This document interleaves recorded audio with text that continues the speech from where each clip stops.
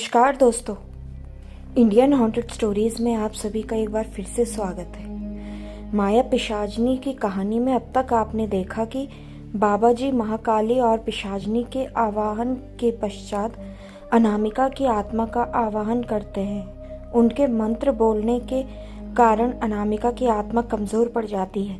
बाबा जी उस दौरान अनामिका के चारों ओर भभूत का एक घेरा बना देते हैं। हवा के आ जाने से भभूत का घेरा उड़ जाता है और एक बार फिर से अनामिका आजाद हो जाती है। आजाद होने के बाद अनामिका दुगने ताकत से वार करती है। बाबा जी पिशाचनी का आवाहन करते हैं। वह प्रसन्न होकर उनको एक अस्त्र देती है जिससे अनामिका का अंत किया जा सकता था, पर अनामिका का अंत किस प्रकार होगा यह मार्ग उन लोगों को खुद खोजना था। बाबा जी ने पहले उसका प्रयोग अनामिका पर किया, पर अनामिका पर उसका कोई भी असर नहीं हो पाया। बाबा जी ने कहा कि उन्हें पता लगाना होगा कि किस स्थान पर अनामिका की मृत्यु हुई थी। अब उसका प्रयोग केवल उस स्थान पर ही किया जा सकता है। आगे की कहानी जानने के लिए पहले मेरे चैनल को आप सब्सक्राइब कीजिए और कहानी को एंड तक जरूर सुनिएगा। सब लोग अभी भी माया के घर पर मौजूद थे। सब मिलकर अब योजना बना रहे थे कि आगे क्या करना है। राजन बोलता है, बाबा जी हमें यह कैसे पता चलेगा, हम उस स्थान को कैसे तलाश करेंगे जहाँ पर अनामिका की मृत्यु हुई थी। बाबा जी बोलते हैं, यह तो मुझे भी ज्ञात नहीं। इस क्षेत्र में कई जंगल हैं और उन जंगलों में ही किसी जंगल में यह सिद्धि प्राप्त की गई है। माया बोलती है, बाबा जी क्या यह वही जंगल नहीं हो सकता जिस जंगल में आप लोग सिद्धि प्राप्त कर रहे हैं। बाबा जी बोलते हैं, नहीं, यह वह जंगल नहीं हो सकता। उस जंगल में इस प्रकार की सिद्धि साधना यदि कोई और करेगा, उसके विरोध में कई साधु तांत्रिक खड़े हो जाएंगे। माया बोलती है, मैं कुछ समझी नहीं बाबा जी, आप कहना क्या चाहते हैं? आपका मतलब कहीं बलि से तो नहीं? बाबा जी कहते हैं, हाँ तुम सही समझ रही हो, हमारा मतलब बलि से ही है। माया बोलती है, आप लोग अपनी साधना में किसी भी मनुष्य की बलि नहीं देते? बाबा जी बोलते हैं, उस जंगल में आज तक जितने भी साधु आए हैं या जिस भी सात तांत्रिक ने साधना प्राप्त की है, उसने कभी भी किसी भी मनुष्य की बलि नहीं दी है। माया बोलती है, पता नहीं आप लोग मेरी बात से सहमत होंगे या नहीं। मुझे लगता है कि हमें अनामिका के घर के पास वाले जंगल से ही शुरू करना चाहिए। बाबा जी बोलते हैं, तुम बिल्कुल सही कह रही हो, हमें अनामिका के घर के पास वाले जंगल से ही तलाश शुरू करनी होगी। सुबह का समय हो रहा था। सब लोग घर से निकल ही रहे थे कि अचानक मौसम खराब हो गया। काले बादलों ने पूरे आकाश को ढक लिया। तूफान का माहौल बन गया। तेज गति के साथ हवा बहे जा रही थी, अपने साथ बहुत कुछ उड़ाकर ले जा रही थी। माया ने देखा तूफान बहुत तेज है। वह मन ही मन सोचने लगी, ऐसे मौसम में बाहर निकलना बेवकूफ़ी ही है। माया सोचने लगी कि अगर अभी बाहर निकला जाए तो अपनी जान खतरे में डालना होगा। माया मुड़कर वापस अपने घर के अंदर जा ही रही थी कि उसकी नज़र एक गाड़ी पर पड़ी। माया ने देखा कि हवा का तेज बहाव उस गाड़ी को पीछे की ओर धकेल रहा है। माया मन ही मन सोचने लगी, उस गाड़ी में कोई है तो नहीं? कोई होगा तो उसे कितनी परेशानी हो रही होगी। इस तूफान में भी कैसी गाड़ी चलाएगा, और अगर गाड़ी के साथ साथ उसे चोट पहुंच गई तो? माया के मन में बहुत सी बातें चलने लगी। माया बाबा जी के पास जा रही थी कि उसने देखा कि सब लोग दरवाजे की ओर चले आ रहे हैं। माया बोलती है, माफ़ी चाहती हूँ बाबा जी, पर अभी बाहर जाना खतरे से खाली नहीं होगा। बाहर बहुत तेज तूफान आया हुआ है। अभी बाहर जाने का मतलब अपनी जान गंवा देना होगा। बेहतर यही होगा हम सभी लोग कुछ समय के बाद ही घर से निकले। माया की बात सुनकर बाबा जी हंसने लगे और बोले कि हमारे कार्य के शुरू करने से पहले ही उसने अपना काम शुरू कर दिया।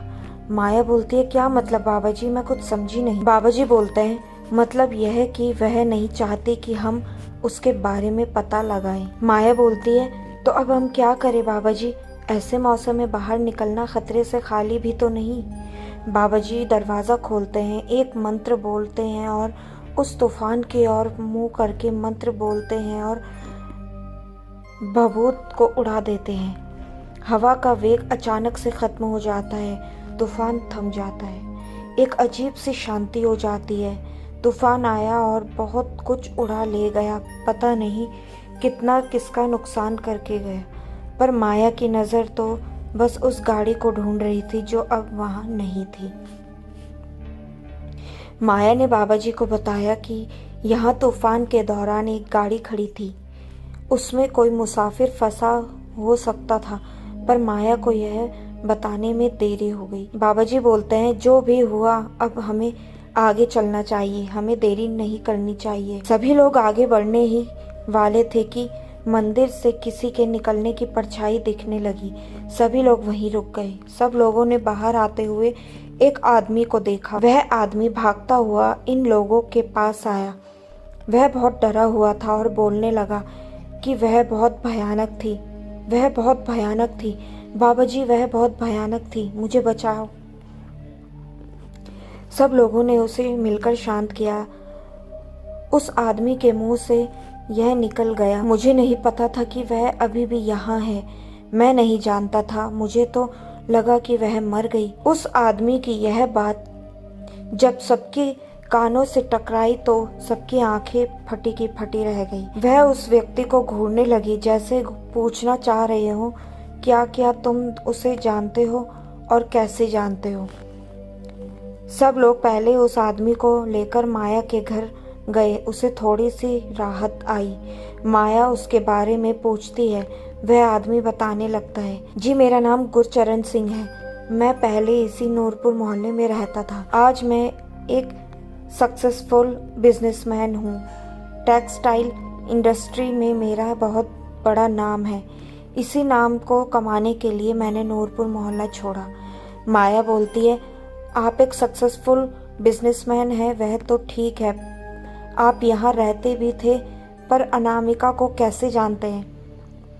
गुरचरण सिंह बोलता है, मैंने पहली बार जब अनामिका को देखा उसकी उम्र 16-17 साल की होगी और मेरी 19 साल। अनामिका को देखते ही मुझे उससे पहली नज़र में प्यार हो गया था। माया बोलती है, फिर क्या हुआ। गुरचरण सिंह बोलते हैं, मैंने अनामिका के सामने अपने प्यार का इजहार किया। अनामिका ने मेरे प्यार को इनकार कर दिया। मेरी उम्र उस समय कच्ची थी तो मुझे उसका इनकार करना बहुत बुरा लगा। मैं उस दिन गुस्से में चलते चला जा रहा था कि मेरी मुलाकात एक तांत्रिक बाबा से हुई। तांत्रिक बाबा ने मुझसे पूछा कि क्या मैं किसी परेशानी में हूँ। मैंने तांत्रिक बाबा से अपनी सारी परेशानी कह दी।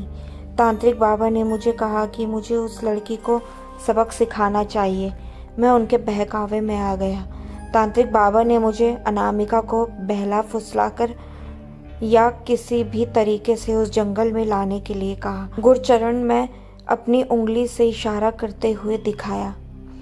मैं अपने 2 दोस्तों के साथ मिलकर इस प्लान को पूरा किया। मैंने अपने दोस्तों को अपने अनामिका के बारे में बता दिया। उन दोनों ने मेरा साथ देने का वादा किया। हम लोगों ने अनामिका का अपहरण किया और उसे जंगल ले चले गए। जंगल में जिस जगह हमें तांत्रिक बाबा ने अनामिका के साथ बुलाया था, वह वहाँ पहले से ही मौजूद थे। उन्होंने हवन की भी तैयारियां की हुई थी। जब अनामिका को लेकर वहां पहुंचे तो उन्होंने अनामिका के पहुंचते ही उसके माथे पर एक टीका लगाया और उसे बांधकर वहां बैठाने के लिए हमें कहा। मैं तांत्रिक बाबा की बातों से थोड़ा सा हैरान हुआ। मुझे कुछ अजीब लगा। मैंने उनसे कहा कि आपने हमें बस उसे यहाँ लाने के लिए कहा था और सबक सिखाने के लिए कहा था, पर उसमें इस तरीके की कोई भी बात नहीं हुई थी जिसमें कि हमें इसे हाथ पैर बांधकर यहाँ बैठाना हो। बाबा जी ने मुझसे कहा कि हाँ, तुम बिल्कुल सही कह रहे हो, इस तरह की कोई भी बात नहीं हुई थी। पर मैं तुमसे यह पूछना चाहता हूँ, क्या तुम लोग अपने जीवन में तरक्की नहीं चाहते? क्या तुम लोग धन दौलत ऐशो आराम शोहरत नहीं चाहते हो? हम तीनों ने उन्हें जवाब दिया कि हाँ, हम यह सब चाहते हैं, पर इसका इस सब से क्या लेना देना। बाबा जी ने बताया कि यदि वह इस हवन को पूरा कर लेंगे और अनामिका की बलि दे देंगे तो हमें भी सब हासिल हो जाएगा जो हम हासिल करना चाहते हैं। पहले पहल तो मुझे उनकी बातों पर विश्वास ही ना हुआ, पर लालच तो हम लोगों के भी मन में था और एक तरह से मैं अनामिका को सबक भी सिखाना चाहता था। मेरे अंदर का विरोध इतना अधिक था कि उस दिन मेरी सोचने समझने की शक्ति खत्म हो चुकी थी। मैं जोश में था और होश में नहीं। वह भूल गया था कि मैं किसी को लेकर आया हूँ, वह किसी की बेटी और बहन भी है। मुझे किसी भी व्यक्ति की बलि देने का कोई भी अधिकार नहीं है। लालच ने हम तीनों दोस्तों को घेर लिया था और वह तांत्रिक भी अपनी सिद्धि प्राप्त करके एक प्रसिद्ध तांत्रिक बनना चाहता था, इसीलिए उसने हमें ठगा था। वह पहले से ही एक बलि की तलाश में था, पर मेरी बात सुनते ही वह समझ गया कि मैं ही वह इंसान हूँ जो उसे आसानी से बलि प्राप्त करवा सकता है। मैं भी उनकी बातों में आ गया और अनामिका की बलि देने को तैयार हो गया। बाबा जी ने बलि देने से पहले मुझसे एक सवाल किया, क्या ये लड़की कुंवारी है? मैं इसका जवाब जानता था। मैंने उन्हें हाँ कह दिया। मेरा जवाब मिलते ही वह खुश हो गए। उनके पास जो बड़ी आई थी वह सही थी, वह इस कन्या की बलि दे सकते थे। हमने हाथ पैर बांधकर अनामिका को वहीं बैठा दिया। वह रो रही थी और मुझे गुस्से से देख रही थी, पर जितना वह मुझे गुस्से से देखती उससे ज़्यादा गुस्सा मुझे आने लगता और मेरा उसकी बलि दिलवाने का मन और ज़्यादा हो जाता था। बाबा जी ने पहले उसके अंगूठे को काटकर उसका रक्त उस हवन में आहुति के तौर पर दिया। फिर वह दूर दूर से कोई मंत्र बोलने लगे। कुछ देर बाद उन्होंने उसे जगह जगह से चाकू से कांटे के निशान मारने लगे। आखिर में उन्होंने उसके दिल में चाकू उतारकर उसकी बलि दे डाली। सब लोग गुरचरण जी की यह बात ध्यान से सुन रहे थे। सुनते सुनते माया को बहुत गुस्सा आ रहा था। माया गुस्से में लगभग चीखते हुए बोलती है, शर्म आनी चाहिए तुम जैसे इंसान को। एक मासूम सी लड़की की बलि दिलवा दी सिर्फ इसी कारण से कि उसने तुम्हारे प्यार को स्वीकार नहीं किया। तुम्हें उससे इतनी नफरत हो गई, तुमने उसकी बलि चढ़वा दी। इतने सालों बाद अब यहाँ क्या कर रहे हो? गुरचरण बोलता है, मैं जानता हूँ कि मैंने जो काम किया है उसकी कोई माफ़ी नहीं है। मैं जानता हूँ कि उस दिन के बाद से मैं कितना पछतावा महसूस कर रहा हूँ। जब वह थी मेरे होश ने काम करना बंद कर दिया था, पर अब उसकी बलि देकर मैं घर आया था। तब मेरे दिमाग ने वापस से काम करना शुरू किया और मुझे लगने लगा कि मैंने कितना घिनौना काम किया है। मैं खुद को माफ़ नहीं कर पा रहा था। यहाँ से इन सब से दूर जाना चाह रहा था। वह बलि जिस मकसद से दी गई थी वह मकसद भी पूरा हो रहा था। मुझे एक फ़ोन आया दिल्ली से। दिल्ली के कॉलेज में MBA का मैंने फ़ौरन हाँ कर दी। महेश सबसे दूर भागना चाहता था। मुझे लगा कि मैं जगह बदल दूंगा तो शायद सब कुछ, पर कुछ नहीं बदला। मैं अंदर ही अंदर बुरा महसूस कर रहा था। माया कहती है, यहाँ आने का क्या कारण है तेरा? गुरचरण बोलता है, अपनी माँ के लिए आया हूँ, उनकी तबीयत बहुत ज़्यादा ख़राब है। माया बोलती है, तुम्हारी माँ यहाँ रहती है, तुम उन्हें अपने साथ नहीं ले गए? गुरचरण बोलता है, मैंने माँ को साथ चलने के लिए कहा था, पर मेरी माँ ने साथ जाने से मना कर दिया। उसने कहा कि उसकी सारी यादें जगह से जुड़ी है, वह इस जगह को छोड़कर नहीं जाएगी। माया बोलती है, तुम्हारे जैसे इंसान को तो मर जाना चाहिए। बेशर्म हो तुम, एक लड़की की जान ले ली। तुम्हारी माँ यहाँ अकेले है और तुम इन सब से भाग रहे थे, जिसकी वजह सिर्फ तुम हो, तुम और तुम्हारे दोस्तों का लालच। गुरचरण शर्मिंदा बैठे हुए थे, अपनी नज़र झुकाए हुए। आशीष बोलता है, आपने उसका अपहरण कैसे किया?